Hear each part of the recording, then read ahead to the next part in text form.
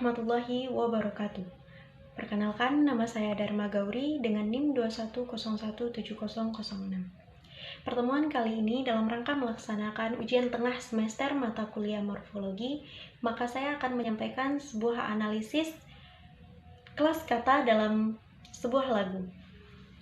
Pertama-tama, Alhamdulillah, puji dan syukur kepada Allah Subhanahu wa Ta'ala yang telah memberikan rahmatnya kepada kita semua, serta salawat dan salam kepada Nabi besar kita, yakni Muhammad Sallallahu Alaihi Wasallam.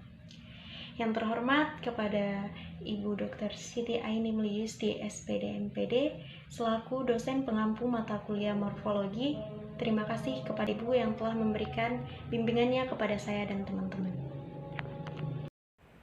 Baiklah, sebelum kita masuk ke hasil analisis, kita akan membahas sedikit mengenai apa itu kelas kata. Nah, kelas kata merupakan golongan kata dalam satuan bahasa berdasarkan bentuk, fungsi, dan makna dalam sistem gramatikal. Nah, kelas kata ini berfungsi untuk melambangkan pikiran atau gagasan yang abstrak menjadi konkret, membentuk bermacam-macam struktur kalimat, memperjelas makna gagasan kalimat, dan membentuk satuan makna sebuah kalimat. Nah, yang termasuk ke dalam kelas kata utama antara lain ada verba, atau yang biasa kita kenal dengan kata kerja. Nah, dikategorikan sebagai verba apabila dalam frasa dapat didampingi partikel tidak dalam konstruksi dan tidak dapat didampingi partikel di, ke, dari, atau dengan partikel seperti sangat, lebih, atau agak. Verba ini juga terbagi ke dalam verba dasar bebas, verba turunan, dan verba majemuk. Lalu adjektiva atau yang biasa kita kenal dengan kata sifat adalah kategori yang ditandai oleh kemungkinannya untuk bergabung dengan partikel tidak, mendampingi nomina, atau didampingi oleh partikel lebih, sangat, dan agak. Adjektiva juga terbagi menjadi adjektiva dasar, adjektiva turunan. Lalu ada nomina, yang biasa kita kenal dengan kata benda. Adalah kategori yang secara sintaksis tidak mempunyai potensi untuk bergabung dengan partikel tidak dan mempunyai potensi untuk didahului oleh partikel dari. Nah, nomina juga terbagi ke dalam nomina benda dasar, nomina turunan, nomina paduan leksem, dan masih banyak lagi. Lalu pronomina atau yang biasa kita kenal dengan kata ganti. Nah, pronomina adalah kategori yang berfungsi untuk menggantikan nomina. Yang digantikan itu disebut dengan antecedent. Nah, pronomina juga terbagi ke dalam pronomina intertekstual, ekstratekstual, pronomina takrif, tak takrif. Lalu ada numeralia atau yang kita kenal dengan kata bilangan. Nah, numeralia atau kata bilangan ini adalah kata yang menyatakan jumlah benda atau urutannya dalam suatu deretan. Kalau menurut Kamus Besar Bahasa Indonesia, numeralia berarti kata atau frasa yang menunjukkan bilangan atau kuantitas.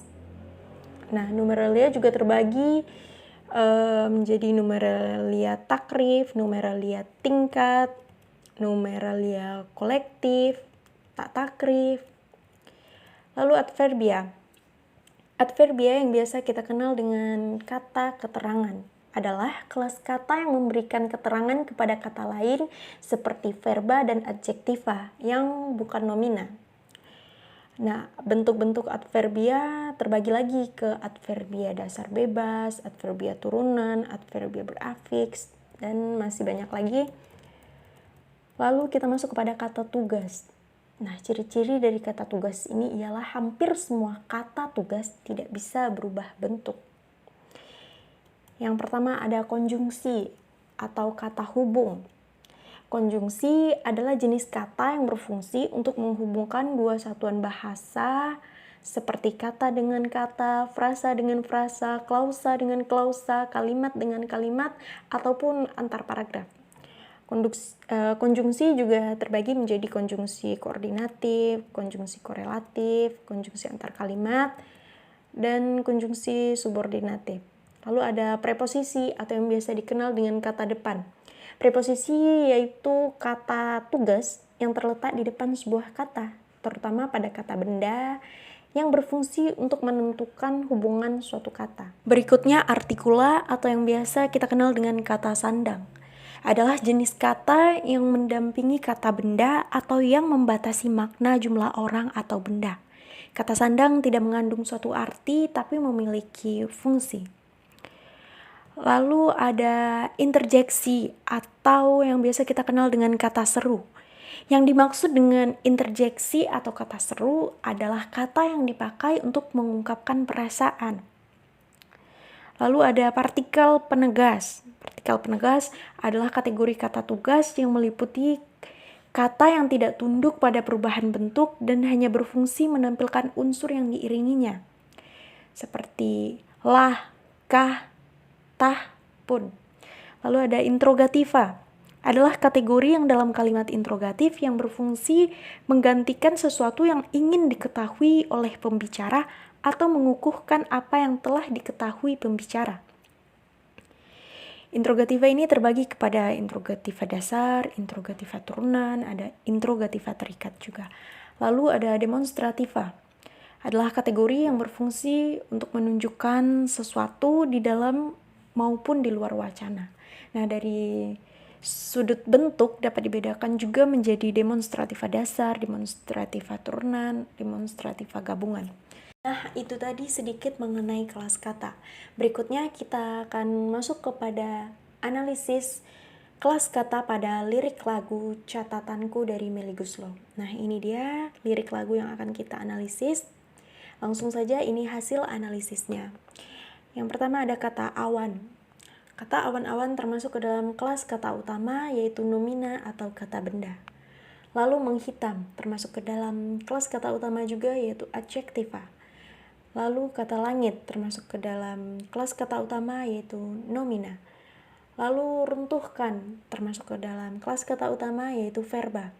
Lalu bumi termasuk ke dalam kelas kata utama yaitu nomina atau kata benda. Lalu saat termasuk ke dalam adverbia. Lalu aku termasuk ke dalam kelas kata utama yaitu pronomina atau kata ganti.